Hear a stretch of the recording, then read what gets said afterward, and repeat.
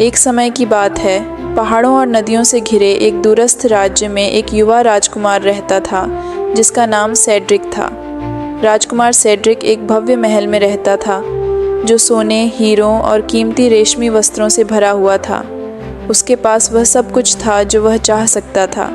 फिर भी राजकुमार संतुष्ट नहीं था। उसे हमेशा और अधिक चाहिए था। राजकुमार सेड्रिक के पिता बुद्धिमान राजा हेनरी अपनी उदारता और दयालुता के लिए प्रजा के बीच प्रिय थे। वह अक्सर सेड्रिक को याद दिलाते थे, सच्ची दौलत दूसरों की खुशी में होती है, न कि उन धनों में जो तुम्हारे पास हैं। लेकिन सेड्रिक ने कभी नहीं सुना। वह केवल सबसे अधिक सोना, हीरे और संपत्ति जुटाने पर ध्यान केंद्रित करता था। एक दिन जब सेड्रिक महल से परे जंगल में घूम रहा था तो उसे एक पुराना चमकता हुआ फव्वारा मिला जो जंगल की गहराई में छिपा था। उस फव्वारे का पानी सूर्य की रोशनी में चांदी की तरह झिलमिला रहा था और सेड्रिक को हवा में जादू का एहसास हो रहा था। जैसे ही वह पास गया, एक बूढ़ी औरत फव्वारे के पास दिखाई दी। उसकी आंखों में करुणा और चेहरे पर एक सौम्य मुस्कान थी। यह है असीम धन का फव्वारा, उसने समझाया। जो कोई भी इससे पानी पिएगा उसकी सबसे बड़ी इच्छा पूरी हो जाएगी। लेकिन जवान राजकुमार, सावधान रहना, इस फव्वारे की जादुई ताकत खुशी और दुख दोनों ला सकती है। राजकुमार सेड्रिक ने उसकी चेतावनी को नज़रअंदाज किया और जल्दी से अपने हाथों में फव्वारे का पानी लेकर पी लिया।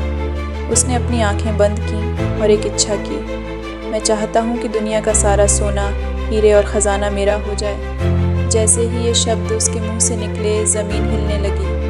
उसकी आंखों के सामने सोने के सिक्कों के ढेर, चमचमाते हीरे और चमकते रत्न उसके चारों ओर जमा होने लगे। राजकुमार बहुत खुश था। उसकी इच्छा पूरी हो गई थी। उसने जितना संभव हो सका उतना खजाना जल्दी से इकट्ठा किया और महल की ओर दौड़ पड़ा, फव्वारे को पीछे छोड़ते हुए। शुरुआत में राजकुमार सेड्रिक अपनी नई दौलत से बेहद खुश था। उसने महल को खजानों से भर दिया और जल्द ही महल के हर कमरे में सोना और हीरे बिखरे हुए थे। लेकिन जैसे जैसे दिन बीतते गए, कुछ अजीब होने लगा। चाहे वह जितना भी खजाना जमा कर ले, उसके अंदर की खालीपन की भावना बढ़ती गई। जितना अधिक वह लेता, उतना ही कम संतुष्ट महसूस करता। उधर महल के बाहर का राज्य भी धीरे धीरे संकट में घिरने लगा। फसलें सूखने लगीं, नदियाँ सूख गईं और लोग भूखे और गरीब हो गए। जो भूमि कभी उपजाऊ और समृद्ध थी, वह अब राजकुमार सेड्रिक की खुशी की तरह ही मुरझाने लगी। बुद्धिमान राजा हेनरी ने अपने राज्य और अपने बेटे में आए इस बदलाव को देखा। वह सेड्रिक के पास गया और कहा, मेरे बेटे, क्या तुम यह नहीं देख सकते कि तुम्हारी लालच हमारे राज्य को नष्ट कर रही है? जितना तुम लेते हो, दूसरों के लिए उतना ही कम बचता है।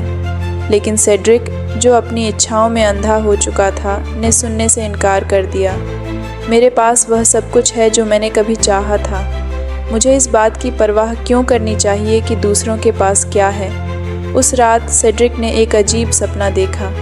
अपने सपने में वह फिर से जादुई फव्वारे के पास गया, लेकिन इस बार वह सूखा हुआ था। फिर वही बूढ़ी औरत दिखाई दी, लेकिन इस बार उसकी आंखों में उदासी थी।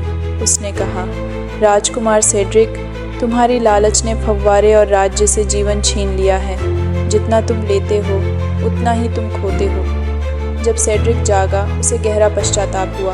उसने महल के चारों ओर फैले खजानों को देखा और पहली बार उसे एहसास हुआ कि यह सब बेकार है अगर उसके राज्य के लोग दुखी और परेशान हैं। राजकुमार सेड्रिक ने सब कुछ ठीक करने का निर्णय लिया। उसने जितना भी सोना, हीरे और खजाने इकट्ठा किए थे, वह सब वापस फव्वारे के पास ले आया।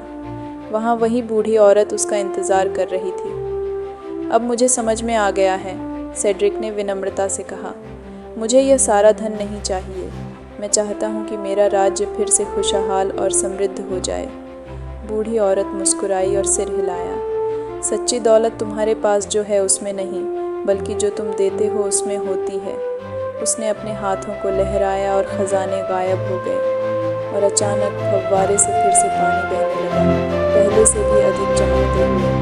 सेड्रिक ने अपने हाथों में पानी भरा और उसे राज्य की भूमि पर छिड़क दिया। जैसे ही पानी ज़मीन को छूने लगा, राज्य फिर से जीवन से भर उठा।